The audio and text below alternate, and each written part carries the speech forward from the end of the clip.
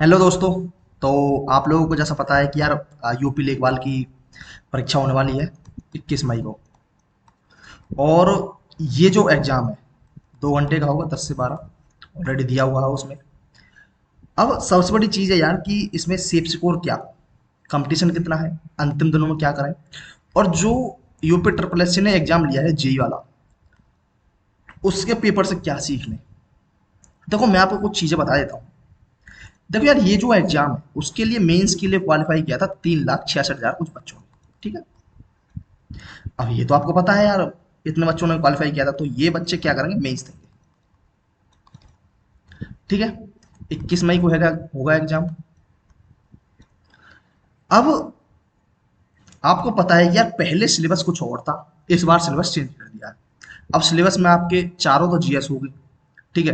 जैसे मैंने आपको बताया हुआ पहले भी सिलेबस क्या है क्या नहीं है, तो दोबारा यहाँ डिस्कस नहीं करेंगे, बट सिलेबस चेंज है। अब उसी सिलेबस को चेंज करते हुए कुछ जो यूट्यूबर्स हैं, कुछ बच्चे हैं, कुछ टीचर्स हैं जो बता रहे हैं कि यार कंपटीशन जो है वो कम हो गया है, क्योंकि सिलेबस जो है वो चेंज हो गया। तो भैया मैं आपको यहाँ कुछ एक चीज़ बता देता हूँ। न्यूट्रल तरीके से बातें करेंगे। ऐसा नहीं है कि बिल्कुल ही आपकी एकदम हवा खराब कर दी, ऐसा नहीं। पहली बात तो यह है कि कंपटीशन कितना है। इन 3,66,000 बच्चों में से कुछ बच्चे ऐसे हैं जो यूपीएससी की तैयारी कर रहे हैं, कुछ यूपी पीसीएस की तैयारी कर रहे हैं, आरओ आरओ की तैयारी कर रहे हैं। ठीक है। या फिर अदर बड़े एग्जाम्स की तैयारी कर रहे हैं। ठीक है। ये मानोगे आप इस बात को, ऐसा नहीं है कि मैं हवा में बात कर रहा हूँ। क्योंकि बेरोजगारी इतनी है। भले ही फॉर एग्जाम्पल मुझसे ही ले लो, मैंने अगर यूपीएससी की तैयारी की है बट मैं लेखपाल का एग्जाम भी दूंगा, क्योंकि मुझे पता है भाई कोई ना कोई नौकरी चाहिए, भले ही छोटी मिले। बड़ा एग्जाम मैं बाद में भी दे सकता हूँ, बट एटलीस्ट अपने पास पैसे का जुगाड़ तो हो। तो बहुत सारे बच्चे ये एग्जाम दे रहे हैं। अब जब ये एग्जाम दे रहे हैं, तो इन बच्चों ने जो वो जीएस का पोर्शन जितना बताया, जो सिलेबस चेंज किया है, सारा कुछ इन्होंने पढ़ा हुआ है। साइंस एंड टेक इन्होंने पढ़ी है। ठीक है। एनवायरमेंट इन्होंने पढ़ा है, डिजास्टर मैनेजमेंट इन्होंने पढ़ा है। ठीक है। इंटरनेशनल नेशनल करंट अफेयर ये लोग पढ़ रहे हैं। ठीक है। हिस्ट्री पॉलिटी ज्योग्राफी जितना आपको नहीं पता इतना इनको आता है। ये चीज सोचो। अब इसमें से जो यूपीपीसीएस वाले बच्चे, उन्होंने तो यूपीजी के पढ़ा हुआ है, कंप्यूटर थोड़ा बहुत तो पढ़ाई हुआ है, हिंदी भी इन्होंने पढ़ी हुई है क्योंकि सी सेट में आती है भाई। ओके। अब बच्चा क्या, डीआई, डीआई तो भाई मैथ के साथ ही करते ही। तो अब आप खुद सोचो, एक बच्चा ऐसा है जिसने भाई बस वनडे एग्जाम्स की प्रिपरेशन की है, मान के चलो उसने यूपी कांस्टेबल की हो, यूपीएसआई की हो। ठीक है। या फिर अदर एग्जाम्स जो हैं एसएससी की हो। ओके। या फिर एलटी ग्रेड के टीचर्स हो गए या कुछ और जो भी है, छोटे एग्जाम्स की तैयारी उन्होंने की है। अब इनका कंपटीशन इन बंदों के साथ है।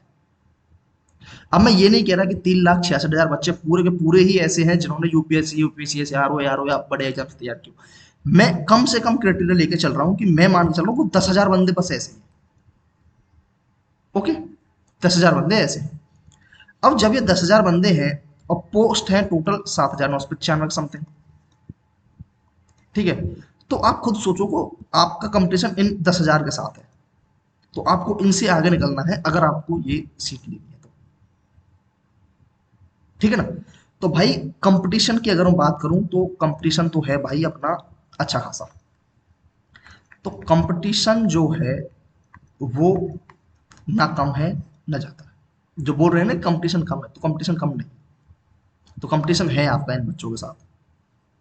ओके। नेक्स्ट बात करते हैं कि सेफ सिक्योर क्या हो ऐसे में।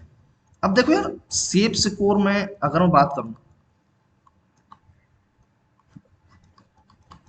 तो भैया सेफ स्कोर आपका एटलीस्ट, जैसे लास्ट ईयर की बात करें, लास्ट ईयर में जनरल की कट ऑफ 82 गई थी, 81 82 समथिंग।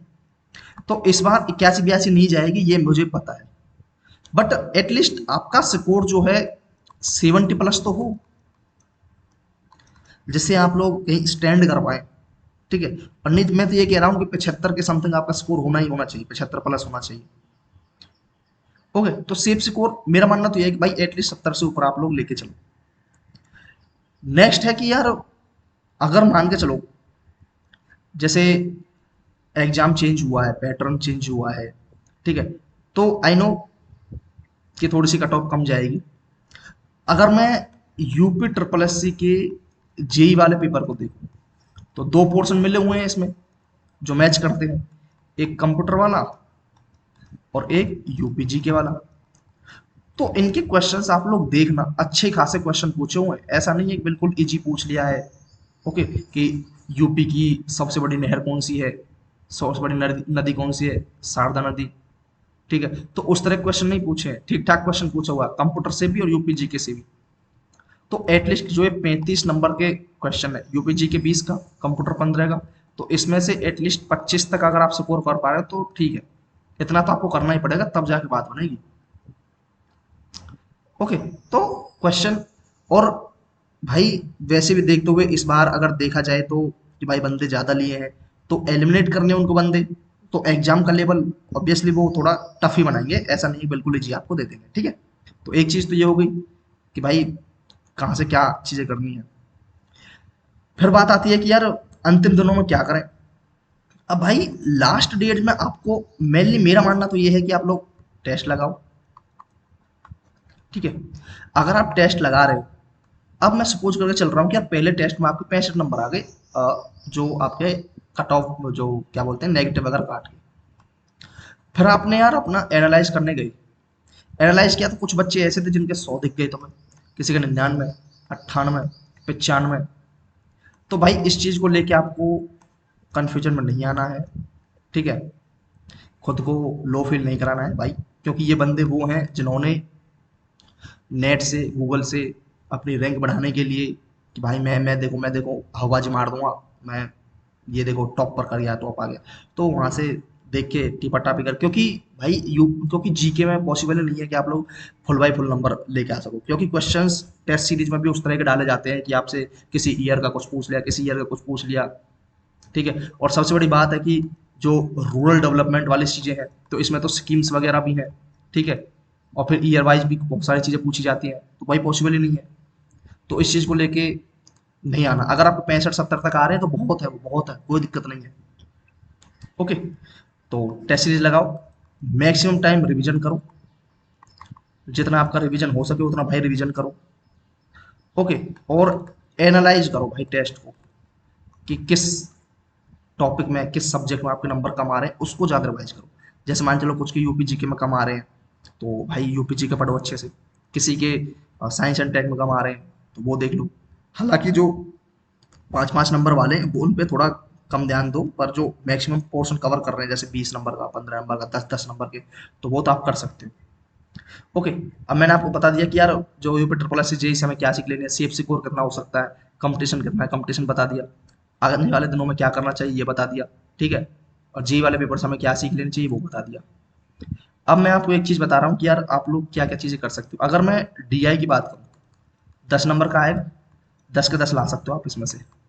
हिंदी 10 की आएगी, 10 के 10 ला सकते हो आप आराम से।